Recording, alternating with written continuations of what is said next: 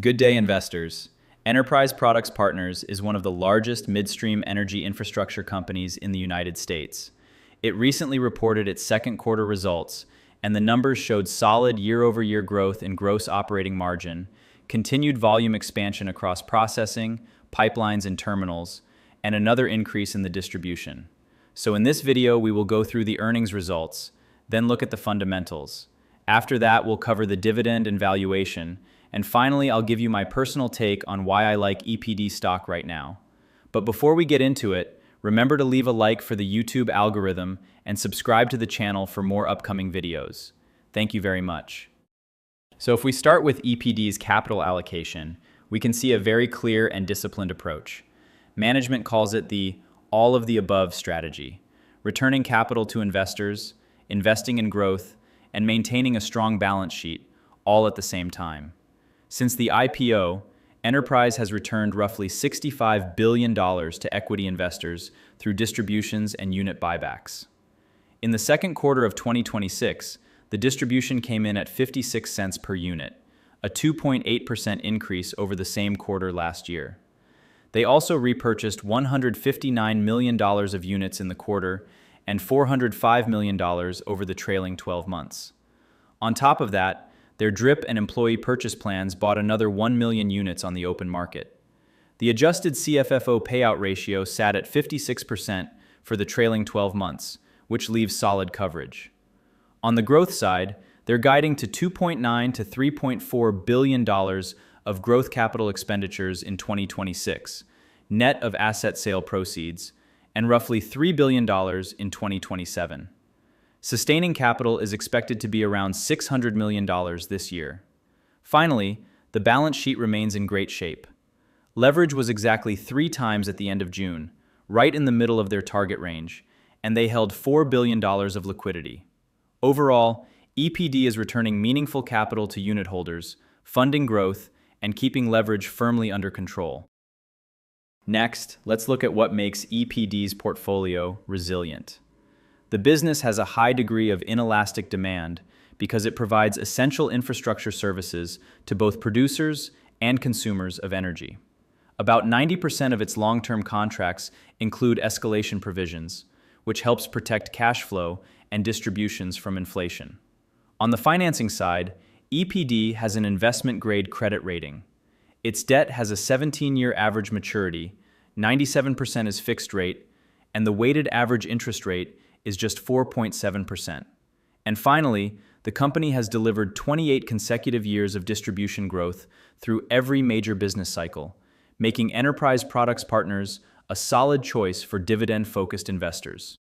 And we can see this resilience clearly on the cash flow chart. This shows operational DCF per unit and adjusted CFFO per unit going all the way back to 2006. Even through major shocks, the financial crisis, the oil price collapse in 2015 to 2016, and the COVID-19 pandemic, EPD's cash flow per unit held up and continued to trend higher over time. In the most recent period, the trailing 12 months ending second quarter 2026, adjusted CFFO per unit reached $4.27, while operational DCF per unit came in at $3.85. This long-term track record of durable and growing cash flow per unit is one of the strongest parts of the EPD investment case. And furthermore, you can see how EPD balances returning capital with reinvesting in the business.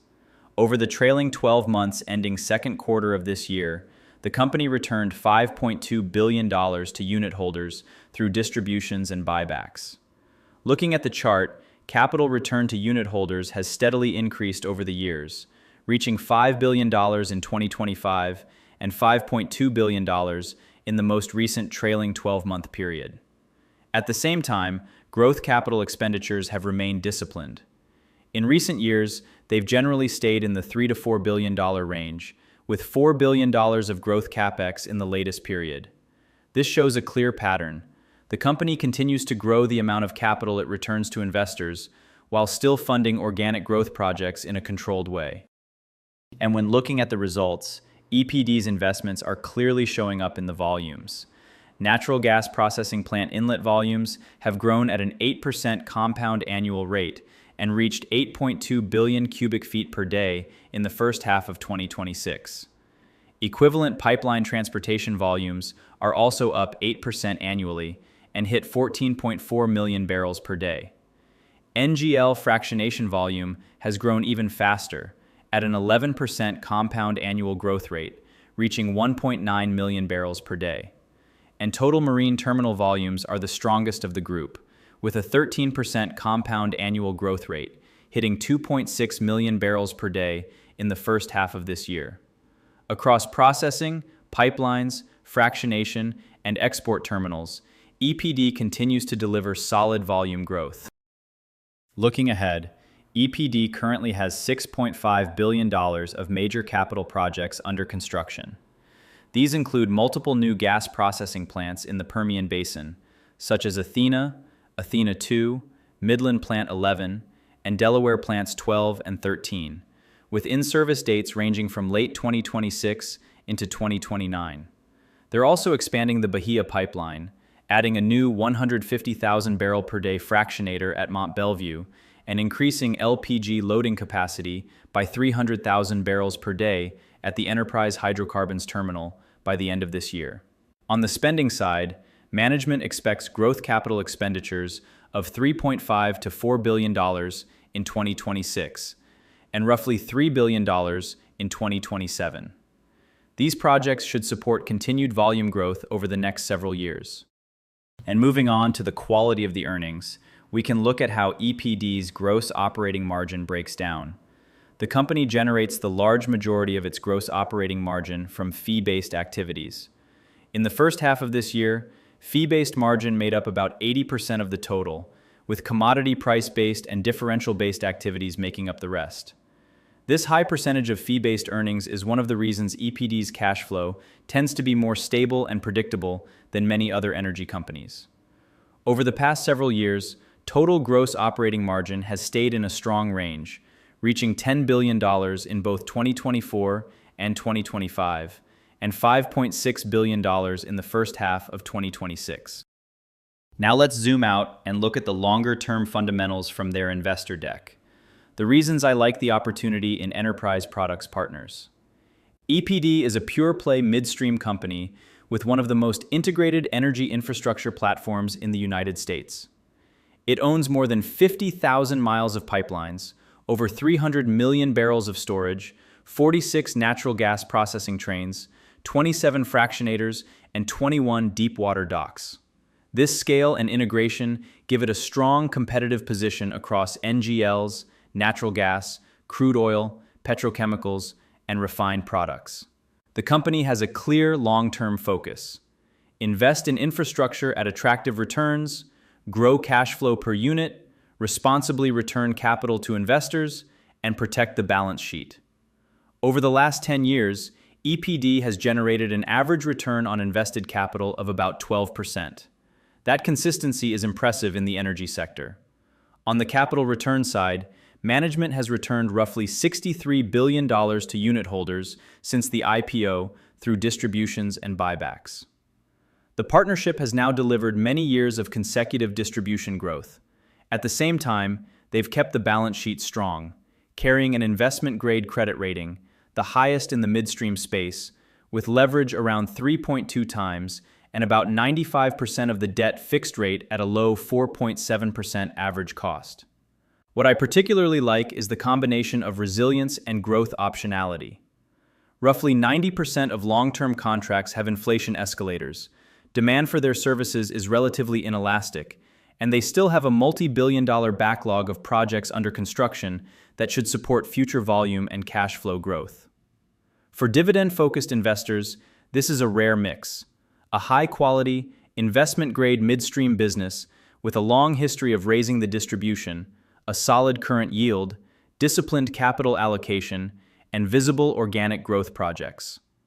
That is the core of the long-term opportunity I see in Enterprise Products Partners. So after looking at the long-term fundamentals and the quality of the business, let's look at how Wall Street currently values the stock.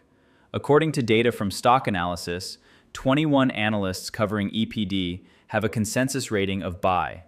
The average price target sits at $41.15, which implies about 8% upside from the current price. The range of targets goes from a low of $37 to a high of $46. That high target would represent roughly 21% upside. Overall, the analyst community sees moderate upside from here while maintaining a positive outlook on the stock. Looking at the current valuation, EPD is trading around $38 per share. The stock has a market capitalization of about $82 billion. On a trailing basis, it trades at roughly 13 times earnings, with a forward PE of about 12.5 times. The current dividend works out to $2.24 annually, which gives investors a dividend yield of just under 6%. One thing I like from a risk perspective is the low beta of 0.47. This stock has historically been much less volatile than the broader market. Over the past 5 years, the share price is up roughly 69%, and the 52-week range has been between $30 and $40. At current levels, with a nearly 6% yield, a modest valuation, and a low beta profile, many income-focused investors find the risk-reward attractive. To wrap everything up, I like EPD as a long-term holding. I like the business model. It's a large-scale, fee-based midstream platform with resilient cash flows, a strong balance sheet, and a long history of growing the distribution. I especially like the dividend. The current yield is attractive, and more importantly, the underlying cash flow continues to support it comfortably. With a payout ratio in the mid-50s and consistent growth in cash flow per unit, the distribution looks well covered. For investors looking for steady income, combined with a high-quality infrastructure business, Enterprise Products Partners remains one of the stronger options in the midstream space. If you found this video helpful, remember to leave a like for the YouTube algorithm and subscribe to the channel for more upcoming investing videos. And as always, remember to do your own due diligence before making any investment decisions. Thank you for watching, and happy investing.